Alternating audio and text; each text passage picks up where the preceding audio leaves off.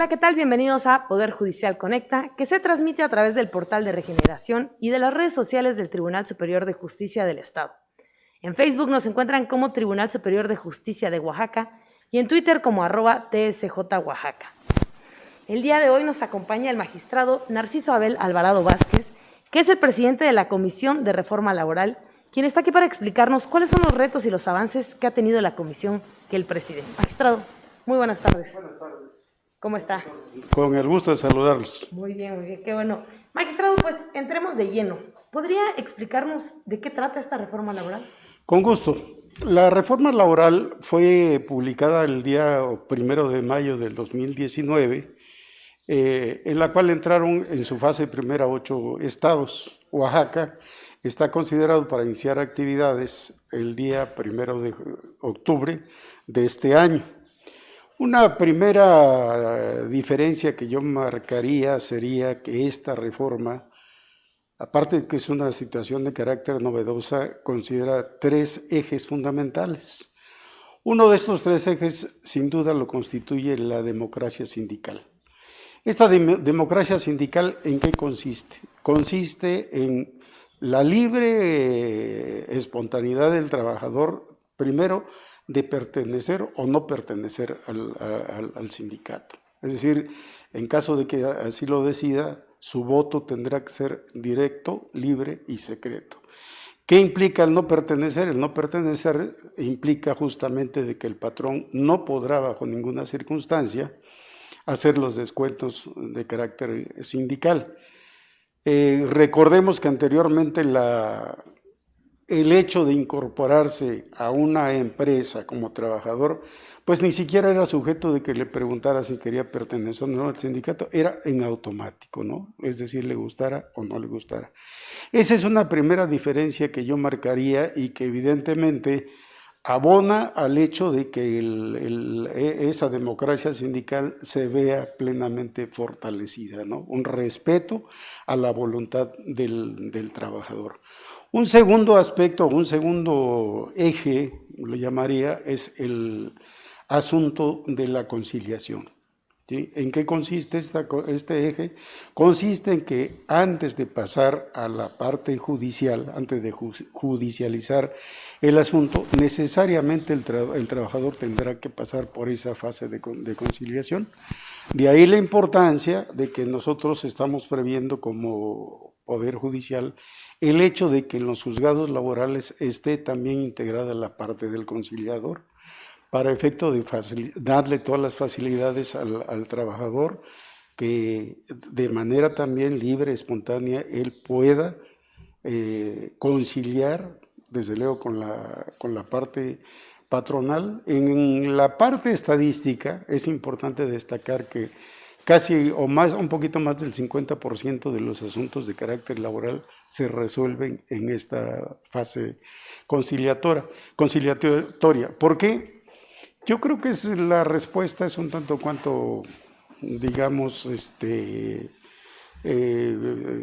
libre, en el sentido de que, pues, se ahorra tiempo, ¿sí? Primer punto. Segundo punto, a lo mejor la no necesidad de contratar un experto en el tema laboral, es decir, un abogado, y desde luego que, pues, las partes, es decir, trabajador, patrón, tendrán que decidir libremente la conveniencia para uno y otro sin que los derechos ni del trabajador ni de la parte patronal se vean vulnerados, ¿no? Creo que esta reforma en sí representa para ambas partes una gran ventaja en ese sentido. Anteriormente, pues evidentemente que eran 3 las partes, el representante patronal, el representante del trabajador y obviamente el otro representante que era el conciliador, es de las juntas de conciliación y arbitraje. En ese sentido, me parece que representa muchísimas bondades para todos los involucrados en una controversia de carácter constitucional, ¿no? Magistrado, para entender un poquito más, usted hablaba de la conciliación. Para ejemplificarle un poco a la sociedad, un ejemplo de qué podrían conciliar en este tipo de... Bueno, cuando un trabajador por X o Z razón se vea, digamos, despedido, con o sin razón el despido, necesariamente tendrá que pasar por esa fase. ¿Qué sucedía en la ley anterior o con las juntas de conciliación y arbitraje? Pues había una serie de, si me permiten el término coloquial, de argucias para decir, usted me despidió. No, yo no te despedí. No, sí, cómo no. Y había una serie de elementos ahí que se prestaban como testigos, llamémoslo de esa manera, para decir, sí lo despidió, que no lo despedí. Bueno, reincorporaban al trabajador, ahí está tu espacio, tú no tienes ningún problema, puedes regresar cuando quieras. Y era un asunto de nunca acabar, ¿no? Incluso hay antecedentes en donde los trabajadores pues terminaban fastidiados por el tiempo que se llevaban en un juicio de esta naturaleza. Ahora no, ahora hay conciliación entre las partes, pues hay la constancia correspondiente del conciliador y no hay ya necesidad de pasar a la parte que sería eminentemente de carácter judicial, ¿no? Entonces yo creo que en ese sentido queda o debe de quedar claro que parte de esas bondades es justamente la no pérdida de tiempo y el hecho de que se vean satisfechas ambas partes en sus pretensiones, ¿no? Claro, sí. Y hablando un poco de esto, ¿qué otros beneficios podrían encontrar los trabajadores en esta reforma? Bueno, otro de los grandes beneficios es el hecho de que hay un tiempo que marca la legislación para efecto de que se dirima esa demanda, ¿no? Si fuera el caso de que se fueran a la parte judicial, es decir, la demanda ante los tribunales, los juzgados laborales, pues necesariamente tiene que llevarse ante un juez y el juez tiene que dictar en ese momento su sentencia. Y no podrá transcurrir más allá de un periodo de 45 días para efecto de la emisión del juicio en sí, ¿no? Esa es otra parte que a mí me parece muy importante destacar por el periodo, que ya no es de que nos vemos a la siguiente y a ver qué acordamos y metemos un recurso ahí de tal o cual naturaleza y nos vamos llevando, prolongando el juicio. Esta parte a mí me parece que es muy importante por esos tiempos en que la ley obliga necesariamente a emitir la sentencia que corresponda, ¿no? Es decir, entonces, que básicamente podría decir más o menos así, que en la primera cita que tengan van a resolver el conflicto que tenga el trabajador. Primeramente hay que pasar por la fase conciliatoria, ¿no? Okay. Una vez que haya acuerdo entre la fase conciliatoria, pues ya no es necesario pasar a la parte judicial. Esta parte técnicamente se conoce como prejudicial, ¿sí? En esa parte de buen entendimiento, el término nos lo dice, ¿no? De conciliar esos intereses. ¿Hay conciliación? Perfecto, hasta aquí quedó el asunto. No hay conciliación, pasamos a la siguiente fase que sería la judicialización de la demanda. Y esa judicialización es a la que me refiero, que tiene que ser delante de un juez. La sentencia se tiene que emitir en ese momento o máximo un periodo de 5 días. Pero para definir el asunto de manera total, íntegra, no podrá ir más allá de los 45 días, ¿no? Okay. ¿Sí? Magistrado, esta comisión, la Comisión de Reforma Laboral, ¿qué trabajo está realizando? Bueno, iniciamos por socializar el tema. Es decir, cuando en mayo del 19 que tomé la responsabilidad de la comisión, organizamos foros con el Congreso del Estado, con el propio Poder Ejecutivo y desde luego el Judicial, en la Casa de la Cultura Jurídica. Invitamos abogados, litigantes, postulantes e interesados en el tema laboral. Se organizaron foros en el propio Congreso del Estado y en el propio centro del Poder Judicial. Trajimos gente experta en el tema, es decir, clarificar socialmente qué es y en qué consiste la reforma laboral. El siguiente paso, después de la socialización, los integrantes de esta comisión, que está integrada vale la pena que se sepa o que la sociedad se entere de que está integrada por el magistrado Luis Enrique Cordero Aguilar, por el magistrado camerino Patricio Dolores Sierra, por el magistrado Porfirio Cibaja Illescas y por un servidor. Nos dimos a la tarea de empezar a analizar cuáles eran las reformas que tendríamos que hacer a la ley orgánica del Poder Judicial para hacerla en concordancia con la reforma constitucional del Estado y a su vez la del Estado, que no es competencia nuestra, es competencia del Poder Legislativo, pues hubiera la correlación con la Constitución General de la República. En esa virtud nos dimos a esa tarea, analizar el articulado de la ley orgánica. Ya está en el Congreso del Estado esta propuesta de reforma. Tenemos entendido que de un momento a otro sale ya está, la suben a pleno para su autorización, si es que así lo juzga el Congreso del Estado, de la ley orgánica del Poder Judicial, ¿no? Son parte de las tareas que hemos venido realizando, es decir, la socialización. Después vamos a entrar a la parte legal, cada uno en su ámbito de competencia, el Ejecutivo por lo que hace a los centros de conciliación, porque van a seguir dependiendo del Ejecutivo los centros de conciliación, el Congreso del Estado haciendo las propuestas de reformas a la Constitución y nosotros haciendo la propuesta, es decir, el Poder Judicial haciendo las propuestas de reforma a la ley orgánica del Poder Judicial del Estado. Son parte de las acciones que hemos estado realizando, amén de darle el seguimiento correspondiente ante el Congreso del Estado, ¿no? En esa virtud estamos en espera ya de que se apruebe o que le hagan las reformas correspondientes el Congreso del Estado para que ya estén debidamente armonizadas tanto la Constitución local con la federal y la ley orgánica del Poder Judicial. Eso es lo que ha estado haciendo los integrantes de la comisión. Todos mis compañeros integrantes de la misma son muy comprometidos, muy conocedores del tema y eso nos da a nosotros la certeza pues, de que vamos en buena ruta para esta reforma, ¿no? En este sentido, magistrado, no sé si se está empezando a capacitar gente. En ese tenor, debo decirle que se lanzó una convocatoria para todas aquellas, tanto es decir, internamente, de la gente que ya trabaja en el Poder Judicial, como gente externa, a efecto de que la gente interesada, los abogados interesados, pudieran incorporarse a este curso. El curso consta de 3 fases, el de iniciación y capacitación, y ahorita, justamente este viernes que acaba de pasar, se inició el último, que es el de especialización. Este curso de especialización, hay aproximadamente un número de 80 participantes. Como el nombre lo indica, pues tendrá que ser gente experta en el tema.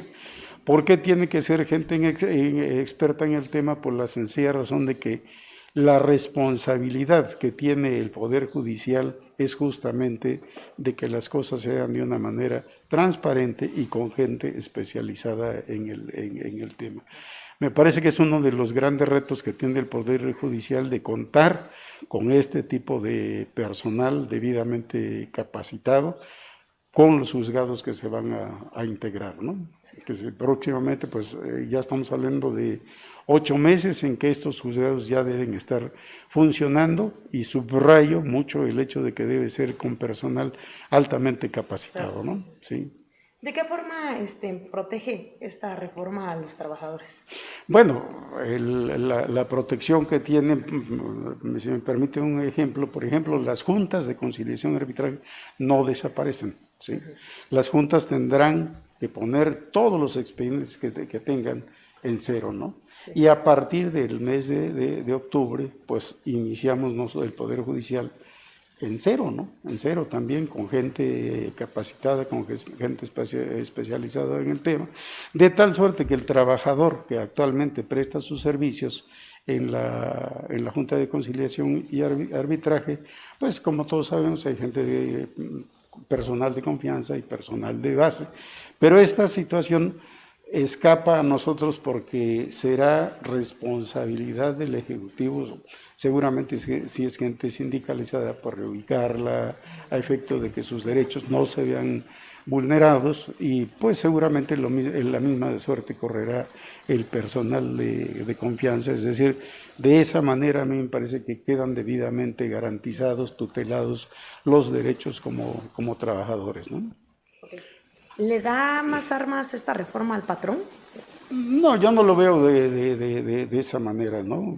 De ninguna manera se podría considerar que la reforma laboral está equilibrada hacia alguna de las partes, llámese trabajador o llámese patrón. Justamente de lo que se trata es de buscar esos equilibrios, ¿no? De no atropellar o que no se vean atropellados esos derechos tanto del patrón como del trabajador, ¿no? Esa es justamente una de las bondades que representa, entre muchas, esta reforma laboral.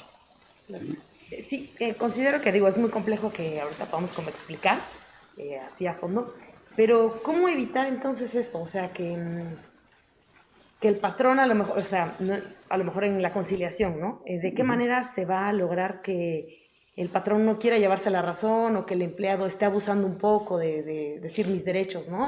¿Dónde están? El conciliador o los conciliadores tienen que ser gente totalmente también capacitada, ¿no? Es decir, el trabajador que comparezca o el patrón que comparezca ante este conciliador, ante esta figura del conciliador, pues necesariamente el conciliador pues es gente experta en el tema, que evidentemente no permitirá que los derechos de una de las partes se vea vulnerada. Es parte justamente de su tarea, de su responsabilidad, de decir, bueno, el trabajador, no, por eso la etapa se llama conciliación. Vamos a dialogar, vamos a ver en qué términos tú reclamas tus derechos, vamos a ver, tiene razón en la reclamación de los mismos, de qué manera puedes ver satisfechos tú esos derechos, pero sí que también vaya en prejuicio o en detrimento de mis intereses como un patrón. A mí me parece que no se puede correr bajo ninguna circunstancia un riesgo de desequilibrio para alguna de las partes, ¿no? Recordemos que el derecho laboral pues es un derecho esencial, ¿no? Es un derecho humano y como consecuencia pues está debidamente tutelado también por la legislación, ¿no? ¿Por qué la eliminación de las juntas de conciliación? ¿Se van a sustituir, ahora entiendo, por tribunales? Efectivamente, no se eliminan porque le comentaba hace un momento, las juntas de conciliación tendrán que concluir su tarea hasta el último expediente, ¿no? Yo no sé, me parece que tienen un periodo de 4 años para concluir ese rezago que tengan, ¿no? Es decir, el tribunal, los juzgados laborales arrancarán de cero. ¿Sí? Y a partir del 1 de octubre es cuando el juzgado o los juzgados que se logren instalar, pues tendrán que empezar a conocer de los asuntos de carácter laboral, ¿no? Pero no es que se quiten las juntas y entren los juzgados laborales. Las juntas tendrán que seguir con su tarea, con su responsabilidad de poner en cero esos expedientes que tengan bajo su responsabilidad. Ok, entonces si yo tengo un caso ahorita ahí en la junta, tengo entendido que ellos le darán seguimiento hasta que lo termine. Si usted tiene un caso en la junta, ahí tendrá que quedarse su caso en la junta hasta que se resuelva. Okay. ¿Sí? Después del 1 de octubre estaremos hablando de que entonces usted es un trabajador que no sería el supuesto, porque prácticamente nosotros arrancaríamos de cero y no tendríamos, digamos, en ese momento un caso que soy despedido, ¿no? Pues claro, no ha hecho esa antigüedad que se requiere como para llamarle de un despido. Nosotros como juzgados laborales arrancamos de cero, sí, seguramente vamos a tener, pero dentro de un tiempo razonable, ese tipo de figuras en donde se pudiera señalar algún despido, ¿no? A un trabajador, ¿no? Sí, insisto mucho en la fase de la conciliación, porque creo que debe tener un objetivo muy claro, ¿no? La conciliación. La conciliación, su objetivo claro es justamente, como su nombre indica, conciliar.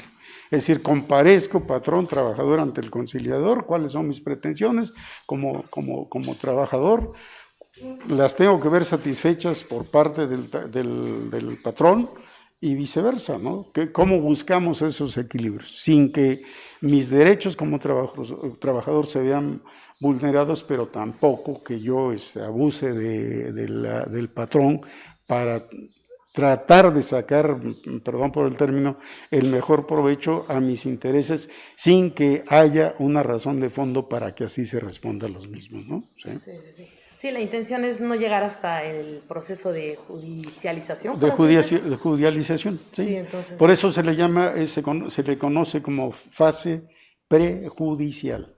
Vamos a arreglarnos aquí de una manera armoniosa, de una manera un tanto cuanto, digamos, amigable, coloquial.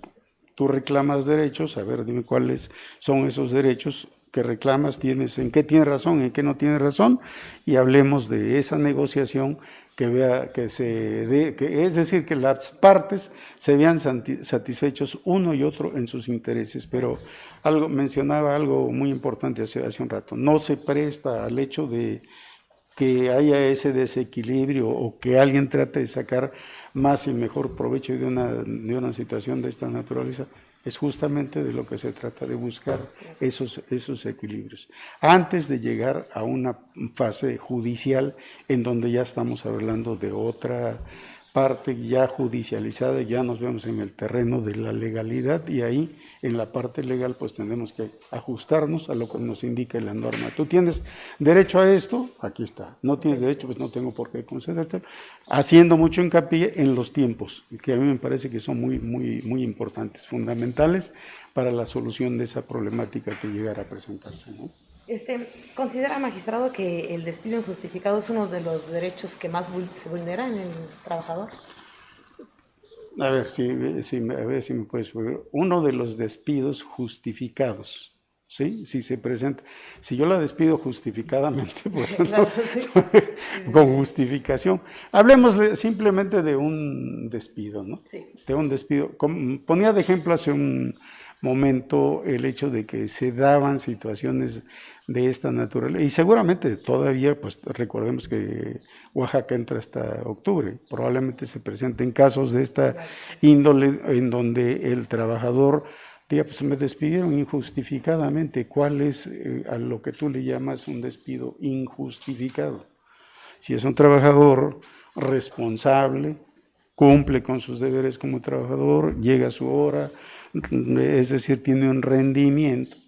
Bueno, pues yo ahí sí le llamaría un despido injustificado, porque yo estoy cumpliendo a cabalidad con mi responsabilidad como trabajador. Lo contrario sería, no llega a mi hora, no responde, bueno, entonces sí, hablaríamos de un despido justificado, pero aún así, pues se dan esas argucias de que le comentaba hace un rato, no, pues me despidieron, ahí voy a conciliación y arbitraje, y empieza el tiempos. Yo conozco varios casos en donde el tiempo, pues en 4, 5, hasta 10 años tengo conocimiento en donde pues finalmente el trabajador, el patrón entra en una situación de fastidio. Muchas veces el trabajador termina diciendo, yo ya no quiero saber nada, y hay que se quede, no. Y esa es una justamente de las bondades que tiene esta nueva reforma de justicia laboral, ¿no? Tiempos porque el trabajador y el patrón, desde luego, todos nosotros, para bien o para mal, dependemos del tiempo. Sí. Y esto se va a resolver, le digo, un juicio ya debidamente judicializado, máximo 45 días, no más. ¿Sí? Magistrado, ¿qué pasará con las subcontrataciones o el famoso outsourcing? Yo creo que tengo entendido que hay una iniciativa por parte del Ejecutivo Federal en torno a esta figura de los outsourcing. Es decir, si las outsourcing ahorita ¿en dónde veo yo la parte, digamos, bondadosa?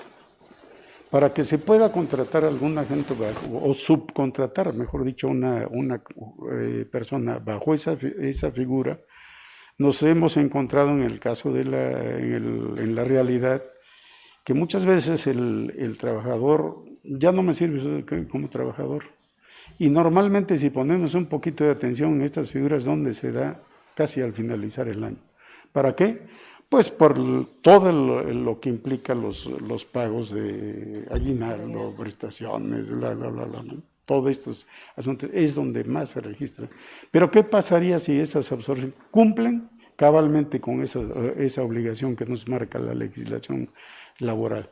Entonces yo creo que no son del todo negativas, ¿no? Tienen también, ¿qué es lo que habría que normar? Que se cumpla.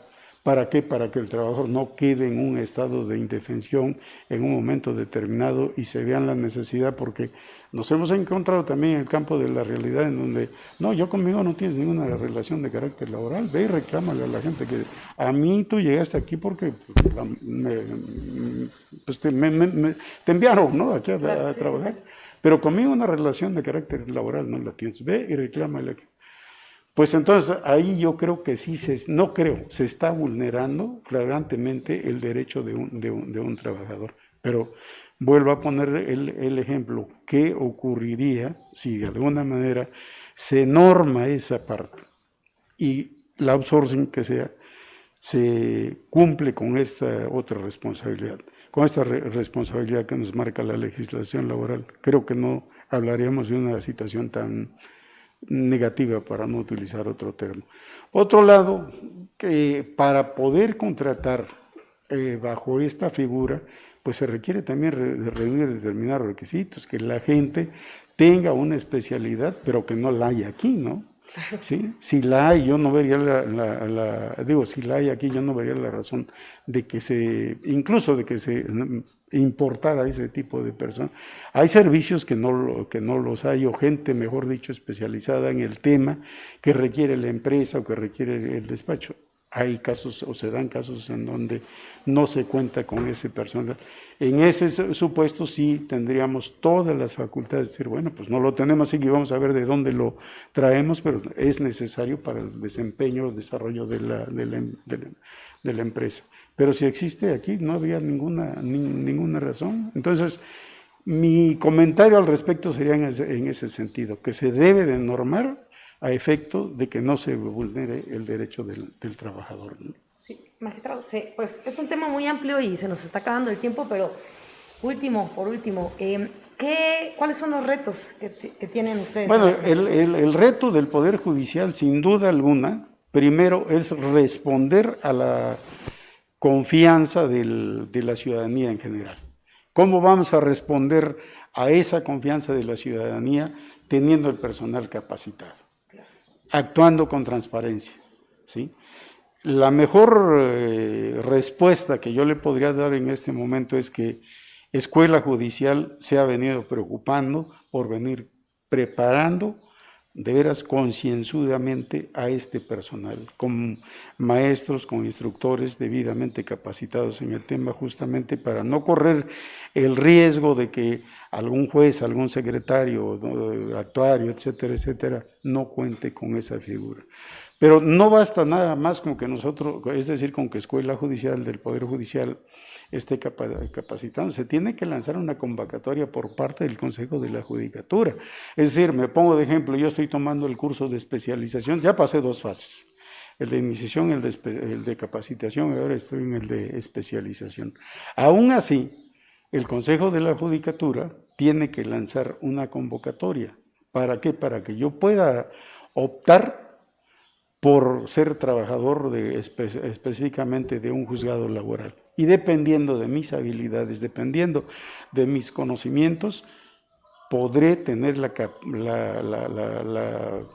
opción de ser o no ser contratado. ¿En base a qué? En base a mis conocimientos. Es decir, me explico, el hecho de que ya haya tomado los 3 cursos no significa que en automático yo pueda pasar a formar parte de un juzgado laboral.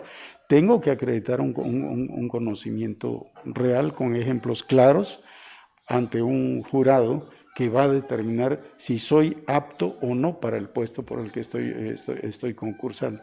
¿Y esto a qué viene? Pues viene sencillamente por la preocupación del Poder Judicial de dar una respuesta cabal, firme a la ciudadanía. Creo que es la manera de cómo nosotros podemos ir cobrando, teniendo o garantizando a la parte trabajadora este tipo de respuestas que son muy importantes en estas fechas, ¿no? Muy bien. Pues sí, es un tema demasiado largo, magistrado. Muy largo, seguramente tendremos, si ustedes me lo permiten, la oportunidad de seguir platicando el tema, porque es vasto, es muy vasto. Aparte de que la materia en sí pues es muy técnica, pero bueno, no quisiera yo meterme en ese tipo de cuestiones, simplemente pues la charla que me han dado la oportunidad de tener con ustedes es en un lenguaje muy coloquial, muy diáfano, porque tengamos presente que esto va a la gente, no, perdón, que no se vaya a malentender el comentario, pero no todos conocen la parte laboral, y esto no solamente le interesa al trabajador, o bueno, ¿quién de nosotros no es trabajador, no? Claro, sí, sí, sí. Sí, habrá pocos patronos, pero al final de cuentas yo creo que la mayoría somos trabajadores, y a todos nos debe interesar tener lo más claro posible cuáles son las bondades que representa esta reforma para la justicia laboral. Muy bien, pues muchísimas gracias, magistrado, gracias por habernos acompañado. Gracias a ustedes por haber seguido la transmisión. No olviden seguirnos en las redes sociales del Tribunal Superior de Justicia del Estado. En Facebook nos encuentran como Tribunal Superior de Justicia de Oaxaca y en Twitter como @TSJ Oaxaca. Muchas gracias, nos vemos en la próxima emisión. Gracias, buenas tardes.